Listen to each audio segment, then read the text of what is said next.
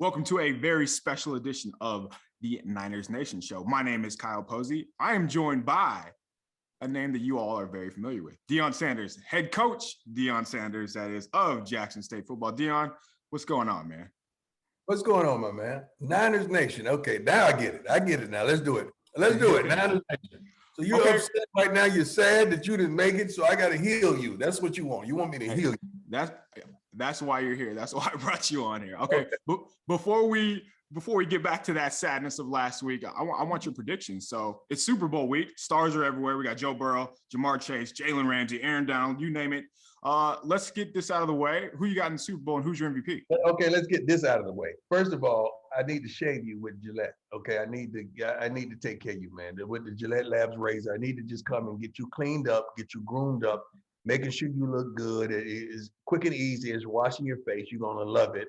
It's activation there at Santa Monica, Gillette.com/skate. It's gonna be all kind of barbers there. We can line you up, we can fade you up, we could just get you looking amazing and feeling amazing like I do every day because I shave. I'm not just endorsing this product. I actually use the darn product, all right? This ain't no falsifying anything. This is what I do. So let's get that out of the way, okay?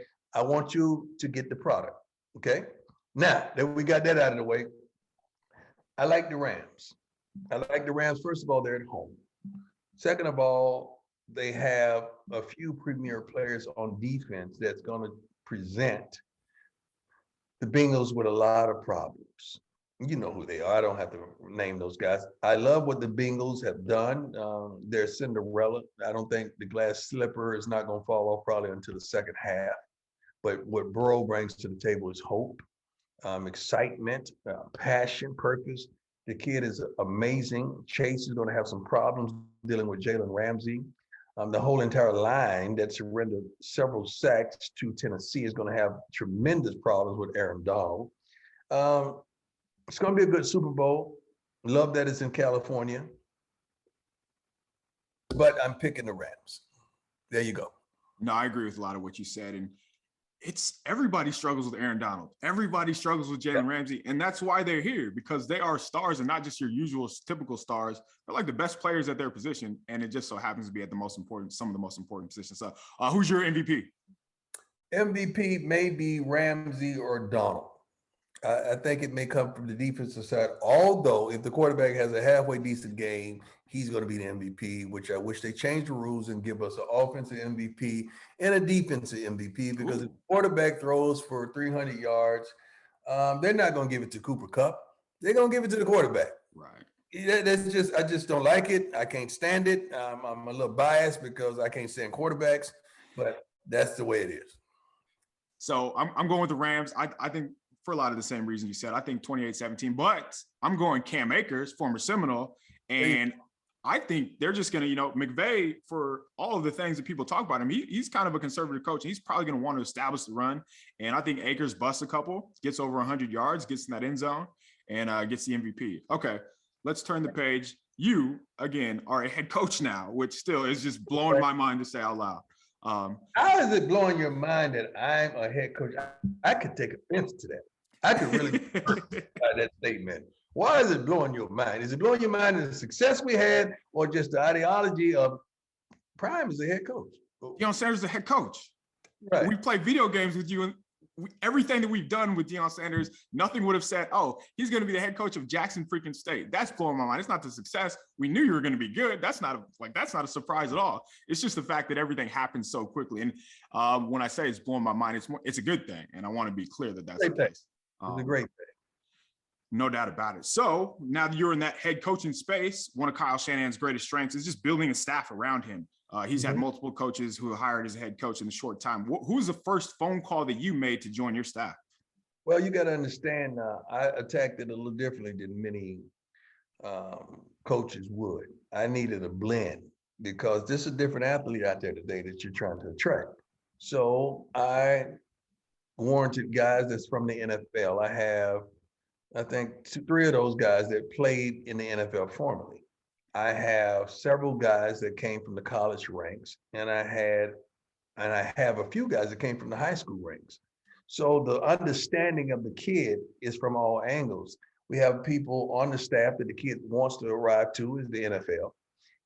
On the staff that at the college level, so we have full understanding of how college works because I'm coming from high school. And then high school coaches that understand what these kids are going through mentally and emotionally, psychologically going into college.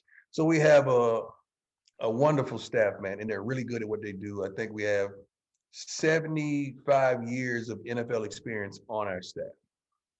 Yeah, that helps. And I'm glad you said that, just the different ranges, because what quarterback A, how he acts is going to be totally different from cornerback C. That's and for right. you to have the same type of coach on your staff, like these kids aren't going to be able to, like, even if it's you, like the same guy is not going to be able to relate to you. So you have to get a bunch of different people. So that was kind of my follow-up. We have just roles too. I mean, you have a disciplinarian coach, a coach that the kid needs someone to talk to. We have a coach that's really good with that. Then we have a coach that is one of them old hood coaches that come. Some of these kids need that, you know. So we have a diverse nature of coaches that can speak to every need that the kid may have. Are you the guy that get after the kids kind of coach, or are you the loud yeller? I'm a little bit of both. I'm a talker. I'm a reasonable person, but I'm quite demanding. I want what I want, and I want it right now. And I'm not going to settle with it with mediocrity whatsoever. And that's one of the reasons that we're successful. Yeah, you can't allow that. You can't let kids get away with that. That's good.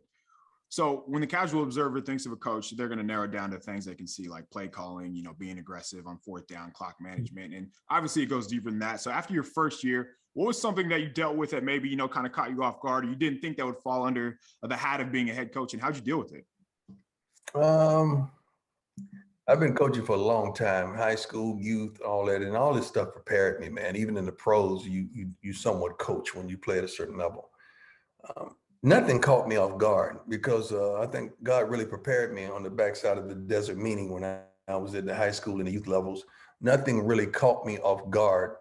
But really the difference of these kids nowadays is they don't want it as much. You got to do a better job when you recruit of sitting down with not only the kid, but with the parents and ask some pertinent questions to understand why they're doing this, why they're playing this game, and what they want out of this game and out of their life. And if our goals coincide with one another, we'll take a shot at it. But if it don't, I'm looking for smart, tough, fast, disciplined kids with character. If they don't have three of those attributes, you can't come in my locker room. You can't play for me. But isn't that something you have to learn on the fly with those kids? You don't learn I don't learn nothing on the fly. I don't do that. Like, we have a series of questions, a series of meetings that we have before we offer a kid a scholarship of really, you know, we can offer him, but that don't mean he's going to get it. Really bring a kid in, and we see some things on a visit, put them in certain situations so we can see how they react. You can sit down with parents and understand what you're going to get. They're not going to fall too far away from that tree. So if that tree is a little rusty on a visit, we don't want to deal with that tree. So it's so many different aspects of coaching and landing these kids and really wanting the kids that have the ability, but they got to be smart, tough, fast, disciplined with character. No, those are good foundational pieces for recruiting. Okay, let's go back to the sadness of the 49ers here. I want to bounce back and forth here, of course. So the Niners were outscored 13-0 in the fourth quarter, and it seemed like, you know, every chance they had to win, but they just couldn't pull through. So in a situation that they were going through, what's your message to the players when it seems like Murphy's Law, when, you know, everything that can go wrong does go wrong? You got to keep on plugging, man. You can't stop. You can't give up. Coaches got to be a little more innovative. They got to do the things that they understand they can be dominant at, or they can be successful at in that particular game. They got to make adjustments. And then sometimes you got to make adjustments on the fly to get the W. You got to do what you got to do to get the W. Did you go through any scenarios like that this past season where it seemed like, you know, everything was going on? Yeah, of course. I mean, we wasn't as productive as I wanted to be offensively. Of course, we made a change in the offseason. Defensively, we really got after it, but we could tighten up on the defensive front. So some games that we played below our standards. Our last game that we lost, we played well below our standards because I think our kids were satisfied after we won the SWAC. And I think that was it for them. That was like their national championship instead of understanding that we have one more game to go. Yeah, no, that's a good point. And it's tough because you have to keep their mentality at the same level every time. And when you're dealing with 18, 21-year-old kids, that you don't know what you're going to get week in and week out. So that's another challenge of coaching college football, isn't it? Well, it is, but also you got to understand how many kids you have inside the locker room that have actually won. Right. A lot of kids hadn't won and they don't understand winning. So when they win, they don't understand you got to do this again and again and again. And there has to be consistency and there can't be any complacency. And you got to have something inside of you that desires to get to the next level every darn snap and to be dominant. All I ask for is 3 seconds of your best. 3 seconds of your best. That's all we want. 3 seconds of the best that you can give me. Then you get the rest for about 15 to 20. Then give me another 3 seconds. That's what we're looking for, man. Yeah, I love that you boil it down to that because when you're talking about success in these kids, all throughout the week, I'm sure, especially with Jackson State and how the success you guys had, they're hearing everything sweet about them. Like they did this, they did that all season, but you still have another game to go. Okay. Kyle Shanahan, the quarterback situation, the 49ers, they just had to go through a ton this year. So traded a bunch for Trey Lance and he didn't play in 2020. And then he's walking into a team that's ready to make the playoffs. He has Jimmy Garoppolo, who was up and down, but he has the locker room behind him. And again, when we're talking about football, we're talking about a sport. You can't ignore the emotion. You can't ignore that side of things. So how do you feel like Shanahan handled it? And would you have done anything differently? Coach Shanahan is a great coach. I think he's offensive genius. What he does and his consistency is really, really good. Garoppolo played great. Everybody's looking for an excuse to pull him out, to sit him down. The kid can play, man. Just give him his credit. I know you drafted Trey Lance and you don't know what you're going to do with him. The reason Trey Lance didn't play, because something he displayed at practice and the inconsistency of that probably was alarming. And I'm pretty sure that Kyle Shanahan wants to win and he's going to put the best guy on the field. So when he makes a decision to go with Garoppolo, that means he's the best guy available. Yeah, that's it. It does seem that simple because we forget. So on our end, we see the one throw that's an interception. We ignore the part where he, makes the guy miss on a blitz or he gets the ball out in time and he gives the receiver a chance. And then, of course, the freaking 500 practices that led up to the week 16 or week 18 game. So, yeah, there's a lot that goes on behind the scenes that I'm sure you're privy to as a coach that we just don't know. It's 2022 and yesteryear, it seemed like, running the football and stopping the run, that was how you win in the NFL, or then all levels of football. And even with all the change in today's game, it still feels like that rings true. Do you agree? And if so, is that just because it's the physical nature of the sport? Will that ever change? Say that last part again. I'm sorry. Do you agree with that? And if so, is it just because of the physical nature of the game? Like it's always going to be, you have to stop the run. You have to win in the trenches. You have to convert on 3rd and 2. I don't think the game has a physical nature like it once did. I don't think that's the case. Just with the way that we're trending? They don't practice as hard. The demand in the offseason is not as tough. You really don't have teams that run the ball tremendously well. Everyone's throwing the ball and put it up 30, 40 times a game. San Francisco is probably one of the most balanced teams in the NFL, and they should be proud of that. As you've seen, it's been going on for decades. This is nothing new. We have one black head coach in the NFL. Position coaches spend 10 to 12 hours a day with these guys. They get results. They still don't get coordinators. They still don't get head coaching. If I were to put Deion Sanders in charge of a committee, what changes would you make to make sure that we have more black head coaches? Because something has to change. I can't make sure you have more black head coaches. I can't do that. But what I could do is give you black ownership. Let's expand. Let's go to 3 more cities and mandate that there must be inclusion in ethnicities when it comes to ownership, not just black, Hispanic, Asian, whatever it is. Okay, let's go there and see where the ball falls. Let's do that. Instead of us fighting for the mediocre job as coaching, let's go to ownership. Let's mandate that and see how the game is played then. It'll be a whole new ball game if we get that. I appreciate that. Let's fight for that. Let's not fight for the middle ground and the middle man. Let's fight for ownership.